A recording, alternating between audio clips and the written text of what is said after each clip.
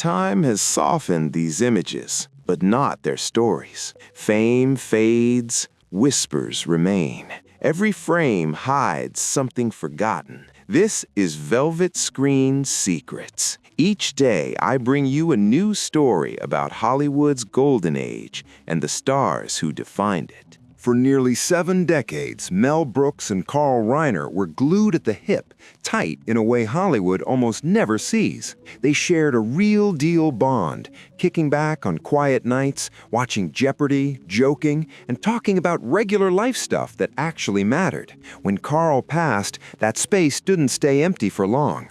Brooks found a new link with Rob Reiner, Carl's son, and the weekly hangouts kept rolling, heavy with memories and laughs.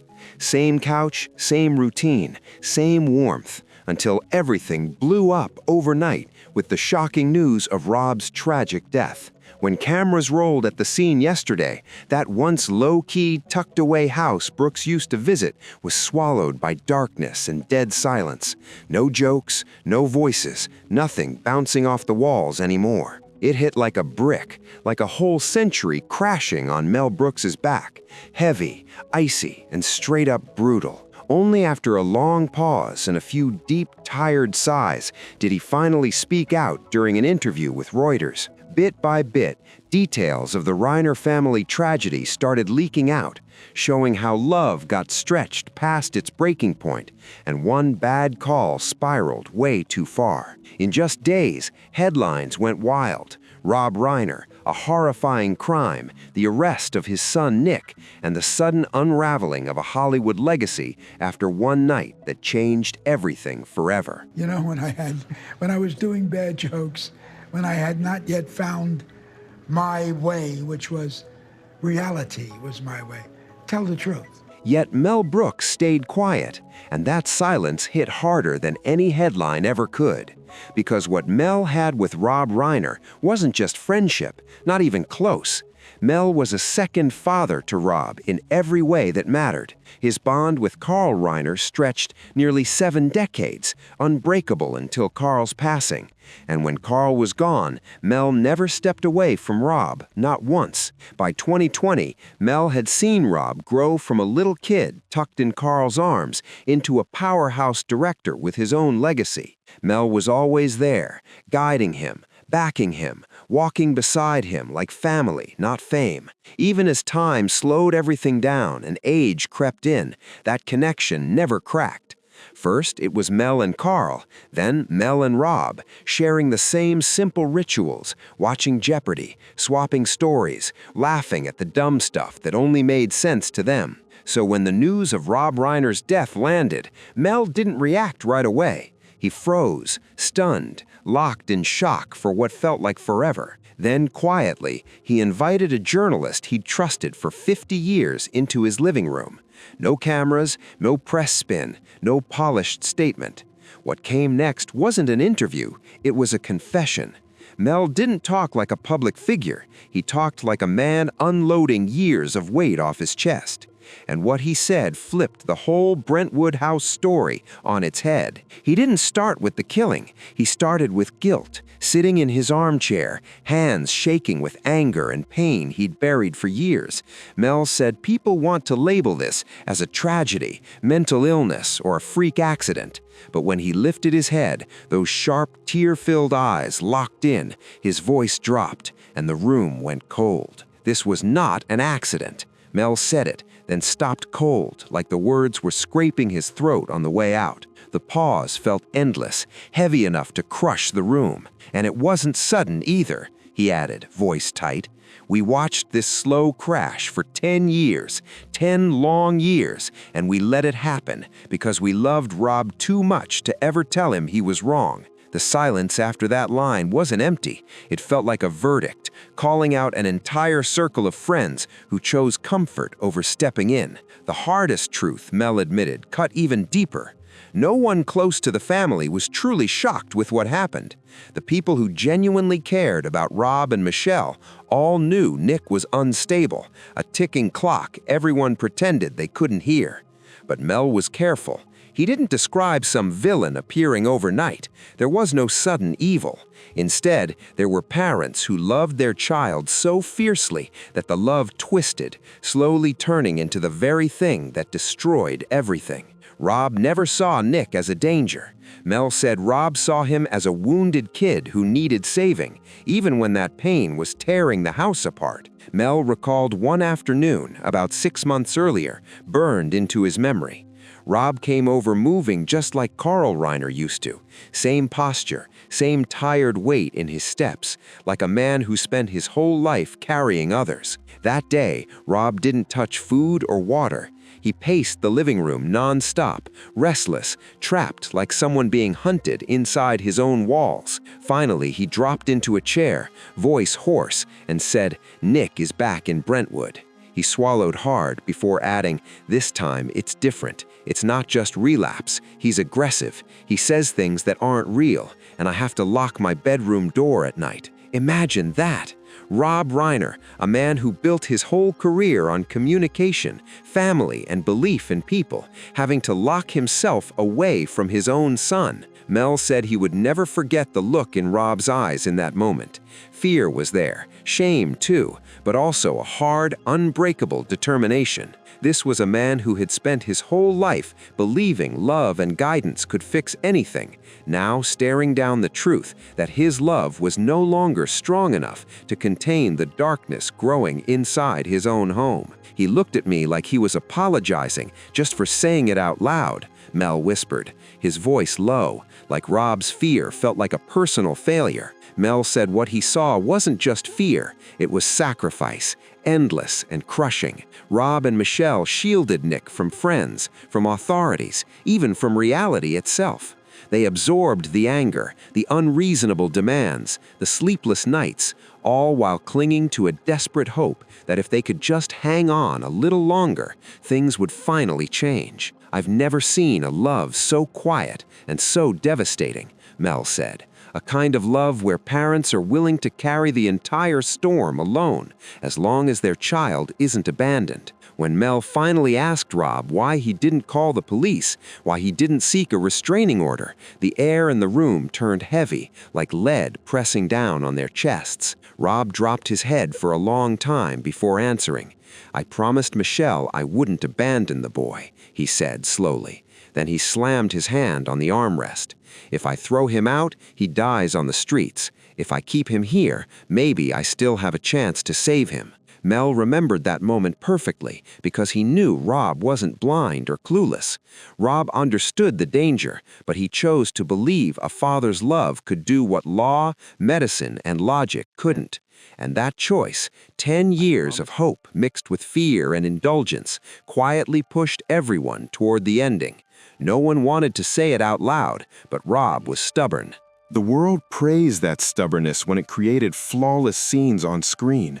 But inside a home under pressure, mixed with unconditional love, it became risky. Mel said that very resolve is what stopped Rob from seeing the truth, that he was protecting a threat growing right inside his own house. Mel Brooks said what shocked him even more than the fear or the violence was the total psychological and financial wreckage Rob and Michelle had been dragged through over the last 2 years. Nick didn't just ask for money, far from it.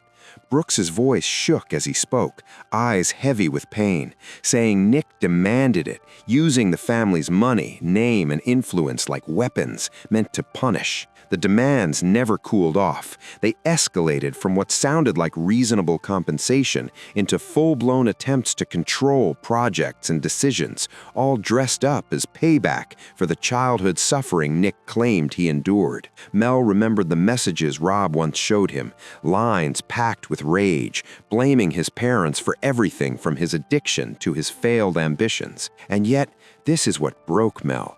Rob would still show up the next day and help him anyway. He'd buy him a car, pay the rent on an apartment, fund another project. That's the Hollywood disease, Mel said sharply. The belief that if you throw enough money, power, and opportunity at a problem, it can be fixed. Rob truly believed he could manage Nick's recovery the same way he directed a film. Perfect setup, tight control, flawless execution. But real life doesn't follow a script. Mel, a man who understands both comedy and tragedy better than most, said he could feel the ending creeping closer. He described a moment at a recent holiday gathering, small, intimate, but thick with tension. Nick was there, and his eyes weren't those of a son anymore. They were cold, calculating, like someone sizing up prey instead of family. When Rob cracked a self-deprecating joke that night, the room filled with uneasy laughter. Everyone chuckled, everyone except Nick. He just stared, stone-faced, no smile, no warmth. That's when Mel pulled Rob aside, gripping his shoulders tight and saying, "Robbie, you have to get him out. He's not looking at you with love. He's looking at you with hunger." Rob, gentle but stubborn, yanked his arm away. He felt attacked. "You sound like the critics," Rob snapped. "You don't understand him like I do. He's in pain." His voice shook as he tried to keep it together. Mel broke down while recounting that moment, tears spilling as he spoke. He wasn't crying for the man Rob had become. He was crying for the boy he once watched grow up, the kid who sat on the floor playing while Carl Reiner laughed nearby.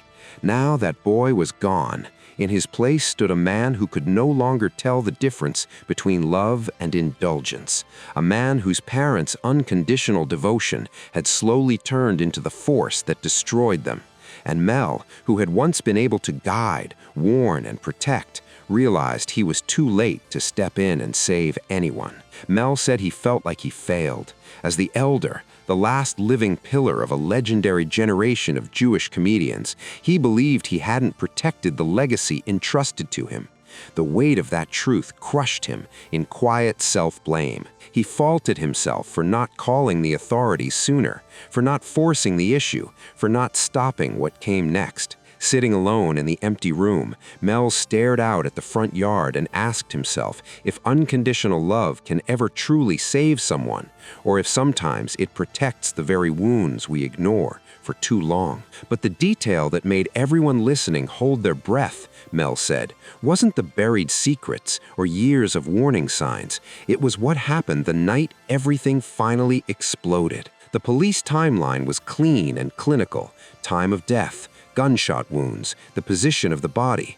But Mel Brooks said the real story started hours earlier because Rob had called him late that night. The phone rang in the dead silence and Mel froze, heart pounding so hard it hurt. He almost didn't answer, like some cold instinct was warning him that once he picked up, nothing would ever be the same. When Mel finally answered, Rob's voice was barely there, a strained whisper, shaking and heavy.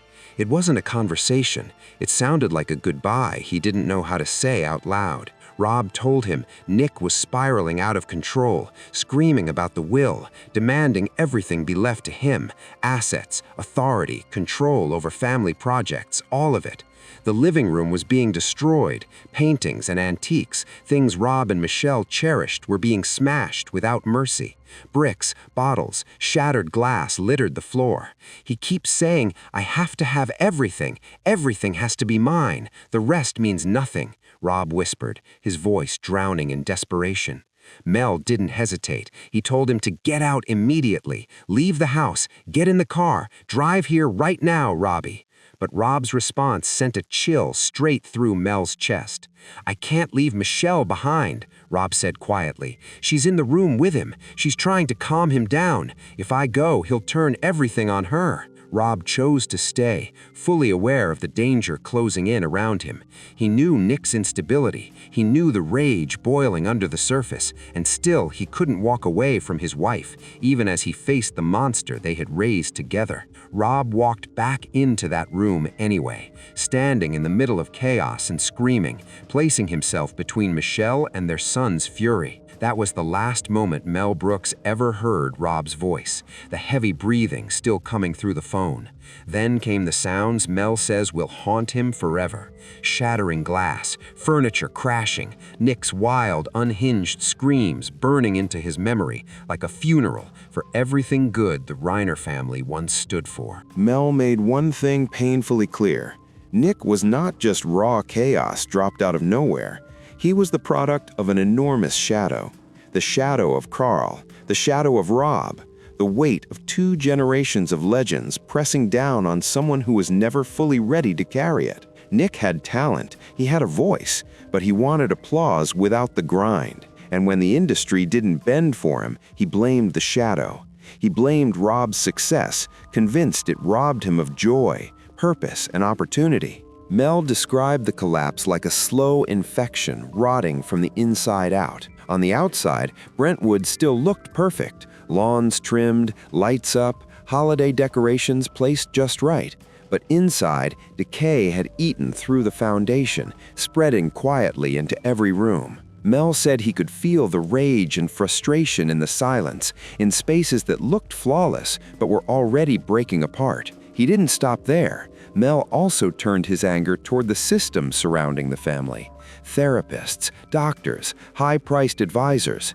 Instead of raising alarms, they softened the truth. They told Rob that tough love was outdated, that radical acceptance was the answer. Mel called them accomplices. He said they took Rob's money just to tell him what he wanted to hear, that his son was ill, not dangerous, while the warning signs screamed louder every day. Mel said they wrapped dangerous behavior in clinical language, gave neat diagnoses to violent impulses, but never said what it really meant, that this path could only end one way, a death sentence hanging in the air that no one dared name. That's why Mel finally decided to speak out. He didn't care about the trial. He knew it was just a formality. The evidence was already stacked sky high. What Mel cared about was the truth of his friend's life. He refused to let Rob Reiner be remembered as the victim of some random burst of violence. He wanted the world to know Rob chose sacrifice. Rob stayed. Rob put himself in harm's way, trying to be the father his son needed, right up until the moment the knife struck him. The story Mel told forces people to face the real limits of parental love. People love to say, "I'd die for my kids." Rob Reiner didn't just say it, he lived it to the very end. According to Mel, the cruel twist is that Rob's death didn't save his son at all. It only locked his fate in place. When the conversation ended, Mel went quiet. He scanned the room, eyes landing on mementos from Blazing Saddles, Young Frankenstein, and framed photos of his late wife, Anne Bancroft. He looked like a man stuck inside his own memories, distant and worn down. Mel said the hardest part wasn't anger anymore. It was the silence of words never spoken, of pain he'd watched build for years. The phone stopped ringing. Sunday dinners vanished. His last living tie to Carl was gone. He stared ahead and said softly, "I'm the last one." Mel whispered, his voice heavy, "I have to live with the truth that I knew this was coming."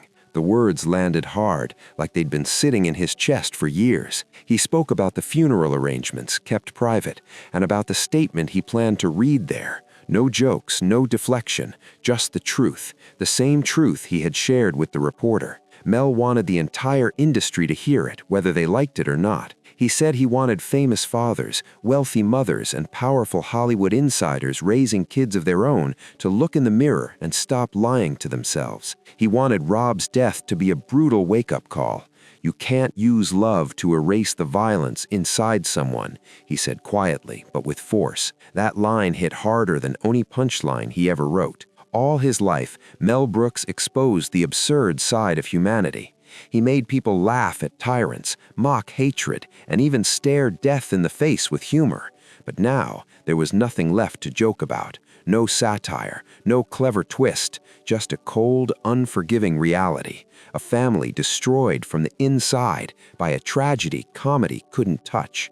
As the journalist stood to leave, Mel suddenly grabbed his arm. His voice dropped, serious and sharp. There was one last thing he needed to say, something to explain it all, or maybe to warn others before it was too late. He spoke about the enablers, the people who hovered around Nick, the ones who fed his delusions, lived comfortably off Rob's money, and quietly fueled the resentment burning inside him.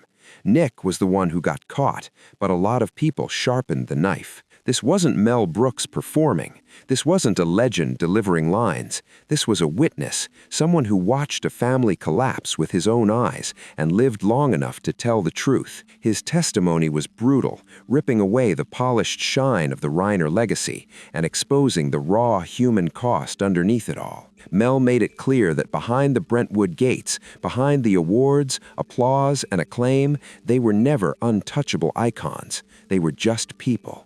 People who made mistakes, people who loved without limits, people who suffered quietly while the world only saw success. When the trial begins in January, when Nick Reiner appears in an orange prison uniform, Mel urged people to not see just another headline, not another true crime story to scroll past. He said to remember him, Mel, 98 years old, sitting alone in a chair, grieving the boy he once bounced on his knee, and the close friend he could not save. The truth, he said, is never as clean as a police report. It's built from small choices, ignored warnings, and doors left open because closing them on your own blood feels impossible. Mel's silence is gone now, and the echo of his words won't fade anytime soon. It's a harsh reminder that even the people who write the happiest endings sometimes have to live through the darkest ones. Now 99 years old, an age when most people retreat into rest and reflection, Mel is still carrying the weight of nearly a century of life. That life wasn't just about witnessing history's highs and lows. It was shaped by friendship, by bonds that time couldn't break. And now, in the quiet stillness of old age, Mel knows it's time to honor that bond. A friendship rare and almost magical, one that walked beside him for his entire adult life. It all began in the mid-1950s when Mel Brooks and Carl Reiner became more than collaborators. What started as professional chemistry turned into something far deeper, a connection that lasted nearly a lifetime and whose echo still lingers long after the laughter stopped. Back then, both men were grinding away on the legendary television comedy Your Show of Shows. Brooks, bursting with wild ideas and raw comedic instinct, instantly caught Carl Reiner's eye. And Reiner, with his sharp timing and clean performance sense, made Brooks realize he'd finally met someone thinking on the same frequency. It clicked fast, like destiny wrapped in punchlines. From their very first real conversation,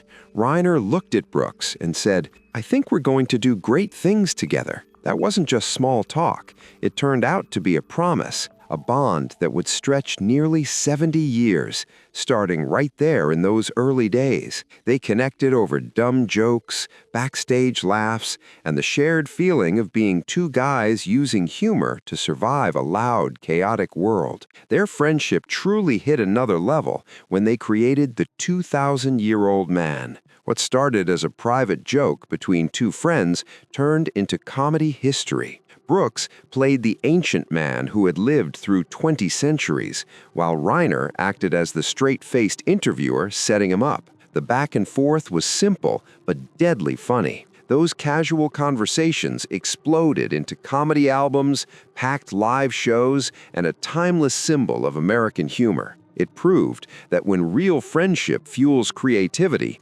magic happens. In the final decade of Carl Reiner's life, the two men settled into a ritual that was quiet but deeply powerful. Almost every evening, Mel Brooks would drive to Carl's home in Beverly Hills for dinner. They'd watch Jeopardy and argue over answers like kids.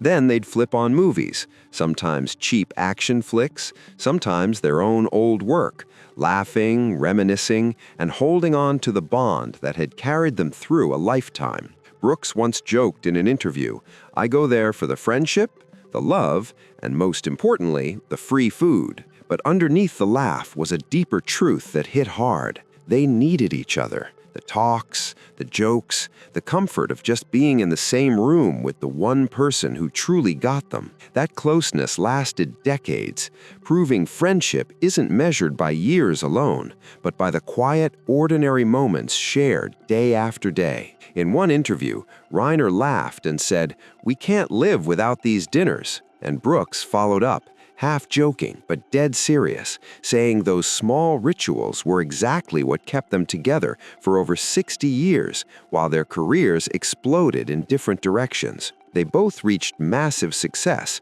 but their friendship stayed solid, a steady anchor no fame could shake. They showed up together at events, appeared in films, shared memories, carried each other through rough seasons. And what mattered most, this bond wasn't built on business, it was built on shared thinking, emotional balance, and a deep understanding of life itself. No ego, no competition, just respect and real affection. Without Carl, I would never be who I am today, Brooks once said, and people believed it. Reiner saw Brooks as an endless well of inspiration, while Brooks called Reiner his guiding lighthouse. They trusted each other completely.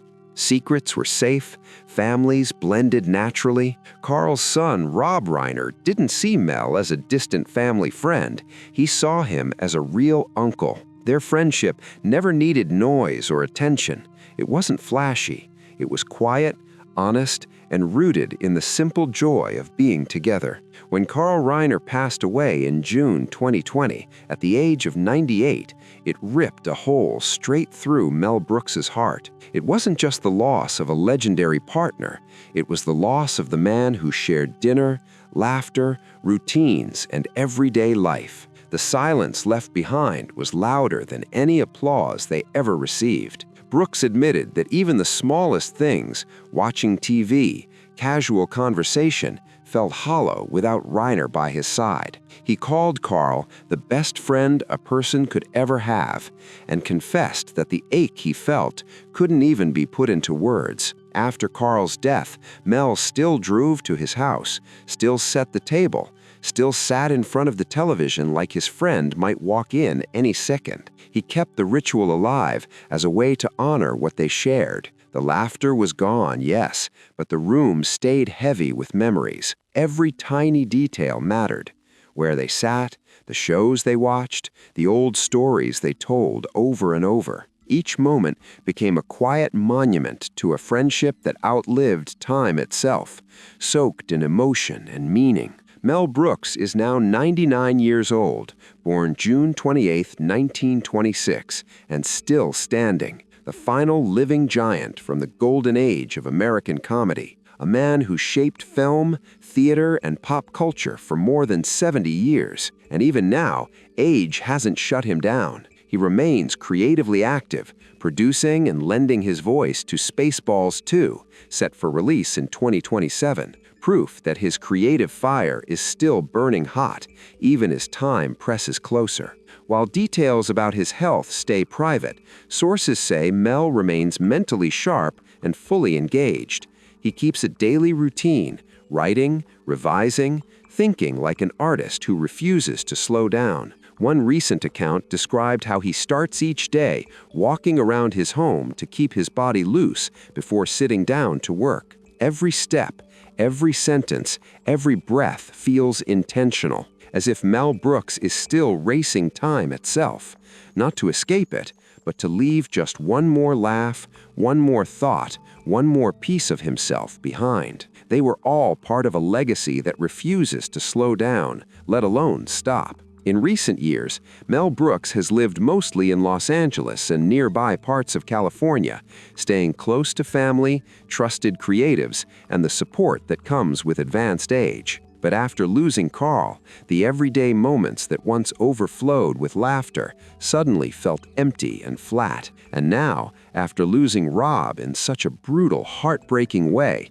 many believe that loneliness has cut in even deeper. Mel's life today may look quieter from the outside, but it is anything but empty. It's built from fragments of memory, moments stitched together from creation and loss, echoes of laughter mixed with long stretches of silence, joy and grief tangled tight. He still lives through legacy, through comedy, through memory, but also through the heavy solitude of someone who has watched time take nearly everyone closest to his heart. That kind of loneliness doesn't scream. It just sits with you.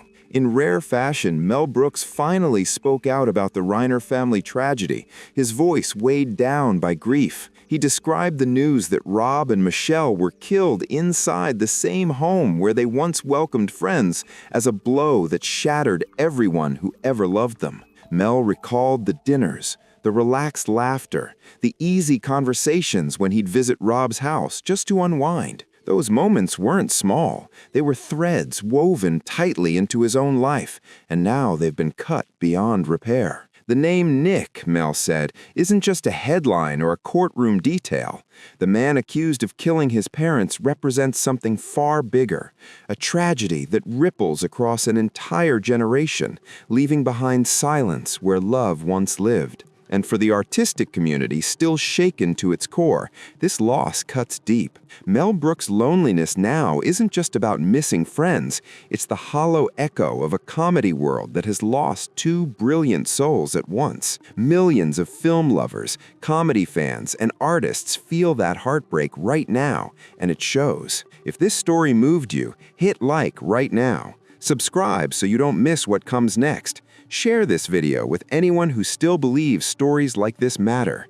And drop a comment below. What do you think about the Reiner family tragedy? What questions are still unanswered? This is Velvet Screen Secrets, where we dive deep into the untold stories, memories, and legacies behind Hollywood's most iconic figures. Stay with us for more powerful reflections on legends like Mel Brooks and the moments that changed everything forever.